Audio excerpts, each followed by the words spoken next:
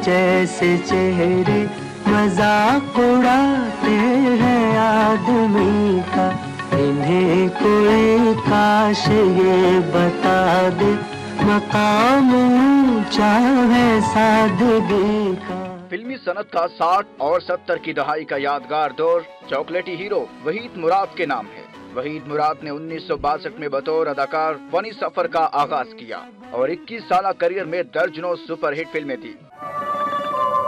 लोग कहते हैं कि मोहब्बत जिंदगी होती है, लेकिन मैं समझता हूँ शाजिया, जिंदगी ही नहीं बंदगी होती है।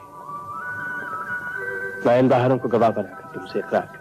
दिलकश लहजा, गीतों पर खूबसूरत परफॉर्मेंस और दिलों को छू लेने वाली अदाकारी वहीद मुराद का ही खासा थी। मेरे ख्यालों पे छाई है एक सूरत मतवाली सी, नाजुक सी शर्मीली सी, मासूम सी भोली भाली सी, रहती है वो दूर कहीं, अता पता मालूम नहीं, को रीना।